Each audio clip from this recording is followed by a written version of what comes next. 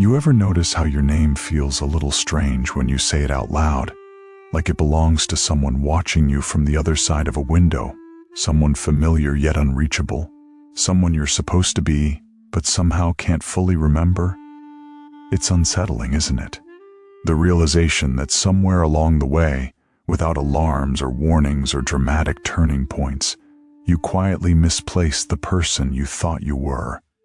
Not lost in the grand, tragic sense of ruin or catastrophe, but in a quieter, subtler way, like a favorite childhood shirt that slowly became too small for you to wear, folded once, then twice, then pushed to the back of the drawer until one day you realized you don't even recognize the kid who used to fit inside it. That's the scary thing about identity. It doesn't shatter, it evaporates. It dissolves grain by grain while you stay busy building a life that demands you show up as something other than yourself. And the strangest part? The forgetting doesn't feel like forgetting. It feels like becoming responsible. It feels like doing what's expected. It feels like being good, being stable, being acceptable, being someone others can understand. But inside, in that small hidden room where your unfiltered thoughts whisper to each other, you know something is off. You know you're drifting further from the version of yourself you were born to be. And maybe that's why you're here, listening to this, because a part of you, even if quiet, even if tired, wants to know the truth. Why did you forget who you are? And is it possible, after all this time, to remember again? It begins earlier than you think, before the heartbreaks, before the failures, before the bills and responsibilities and sleepless nights. It starts in childhood, in this invisible psychological bargain every child unconsciously signs. To survive, you must be what others want you to be. You learned quickly, without needing to be told, what parts of you were welcomed and what parts were met with silence, correction, or disappointment.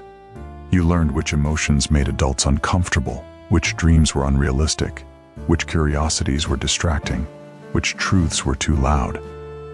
So you trimmed yourself, like branches cut back to fit inside a pot too small for your roots. You learned to smile when you were confused, to agree when you didn't understand, to nod your head when every nerve in your body wanted to ask why. You learned that approval is a currency and authenticity is expensive. So you traded pieces of yourself for love, for safety, for belonging. And every trade seemed harmless at the time. After all, you were just doing what everyone else does, blending in, adapting, making yourself easier to raise, easier to teach, easier to predict. But piece by piece, the child who once lived freely inside you was carved down into a version optimized for the comfort of others. And years later, when someone asks you who you are, you describe not a person, but a role. You say your job title, your relationship status, your responsibilities, your achievements, your obligations. You talk around yourself like you're an outline. You don't say the things you fear, or the things you love, or the things that make your heart kick against your ribs at 2 a.m. You don't mention the private dreams you abandoned, or the parts of your mind you locked away because the world taught you they were too much. And that's when the forgetting starts. Quietly, softly, almost politely. But here is the scary reason, the one no one warns you about. You forgot who you are because for years you were rewarded for forgetting. That's the truth we don't like to tell. Society praises the version of you that is productive, predictable, and manageable. The version that doesn't question too much, doesn't feel too much, doesn't resist too much. You got applause for being responsible, for being selfless, for being efficient, for being agreeable. And you internalized that applause until it became a compass that pointed not toward your true self, but toward the person who earned approval. Every compliment became a tether pulling you away from yourself.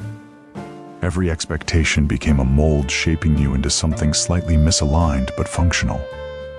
Your life became a performance you were good at, but not connected to. And the performance was convincing enough that even you believed it. You lived inside a character you didn't realize you were playing. You spoke in a voice you didn't realize you were borrowing. And slowly, the real you, the one with jagged edges and wild dreams and inconvenient emotions, was pushed into the basement of your psyche, taped up in boxes labeled, "Not now, later, someday," when things settle. But things never settle. And those boxes began collecting dust so thick that eventually, you stopped remembering what you stored inside them. That is the terrifying part. Not that you lost yourself, but that you didn't notice it happening. Identity doesn't disappear dramatically. It fades quietly beneath layers of adaptation. And maybe you think you're alone in this. Like everyone else has it figured out. Like everyone else wakes up knowing exactly who they are, where they're going, why they matter. But they don't. Most people are just better at pretending. They've convinced themselves that comfort equals purpose, that consistency equals selfhood, that routine equals identity. But beneath the surface, beneath the curated daily life, there is a silent ache, a sense of unfamiliarity with their own reflection, a feeling like they're living someone else's life. You feel it too, don't you? That hollow sensation after achieving something you thought would finally make you feel complete, only to realize it gave you nothing but a momentary distraction. That strange emptiness after a long day where you checked every box, followed every rule, met every expectation, and yet somehow feel like you weren't even present for your own life. That is what forgetting yourself feels like. It feels like success that tastes like nothing. It feels like routine that suffocates. It feels like watching your life happen from a few inches outside your own body. But here is the deeper psychological truth. The real you never disappears. The nervous system is loyal in its own strange way. The parts you abandon don't die, they wait.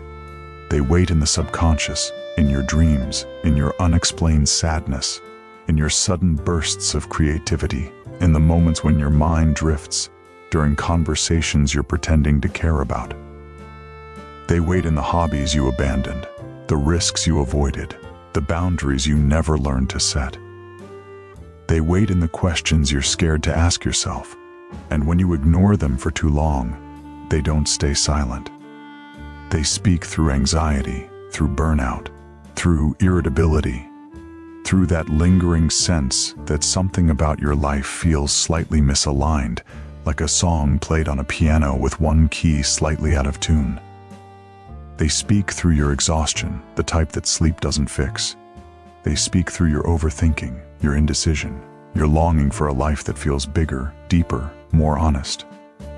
They speak through the version of you that looks calm on the outside, while feeling like a storm with nowhere to go.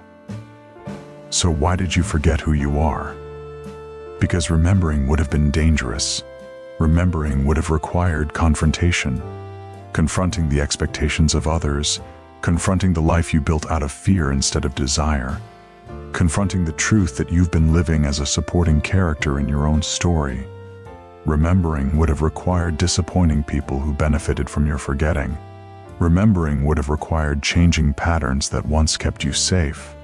And the human brain, above all else, seeks safety, not truth. So it buried the truth. It hid your authentic desires behind layers of should, wrapped your real personality beneath your survival strategies, disguised your real dreams inside socially acceptable goals. And you, being human, did the only thing you could. You adapted. You played your role. You forgot. Not because you were weak, but because you were trying to belong. Every person who ever forgot themselves did so in the name of belonging. But now, something unexpected is happening. You're waking up. You're noticing the cracks. You're feeling the heaviness of the mask you've been wearing. You're questioning things you once accepted without thought. You're sensing the distance between the life you live and the life you want. And even if it scares you, even if it confuses you, it matters. Awakening always begins as discomfort. The moment you realize you've abandoned yourself is painful, yes, but it is also the moment you begin to return. You are not empty, you are layered. You are not lost, you are buried. You are not broken, you are unfolding. And maybe, just maybe, the reason this message hits you the way it does is because the real you, the forgotten you, the one you locked away to survive, is standing at the door of your consciousness, knocking gently, whispering softly, "I'm still here. Will you let me remind you